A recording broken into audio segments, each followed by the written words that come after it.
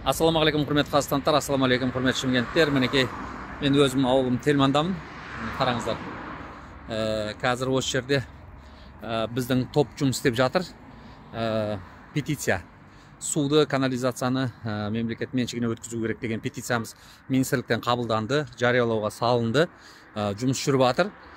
Халық лық толы қолдап жатыр. Өкінішке орай көптеген бұл жерде мен негізі қарапайым халыққа арзамын. Ең қарапайымдар ғой біздің. Сулардың бағасын арзандатамыз деген біздің сөзіміз есті, құлақ асты, қарапайым шымкенттіктердің бәрі келіп жатыр. Дауыс беріп, әсіресе өзім тельмандықтар 11 мың адам дауысы қалған. Мен осы Тельманнан депутатқа сайланғанда айтып едім ғой, 36 мың адам дауыс беретін күші бар мен осы учаскенің өзінде. Сондықтан бәрін шақырып жатырмын. Тельмандағы өзіміздің сельсовет бар емес па? Сол жерге келіңіздер.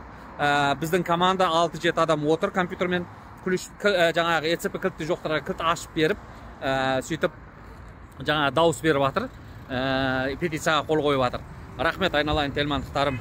Өзімнің өзбегім, Азербайжаным, қазағым бәрі келіп осы жерде қолдап жатыр. Ертеңде осы жерде боларымыз деп бүгін ниет бар. Келіңіздер.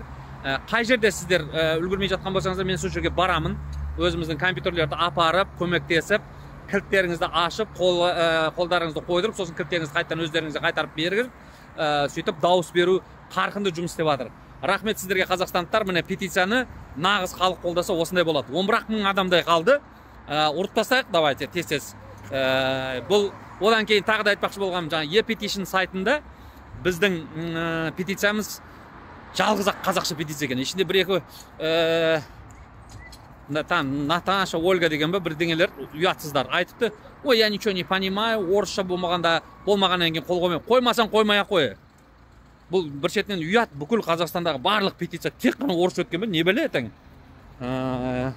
Сондықтан патриоттық сезімдегі азаматтарда келіңіздер.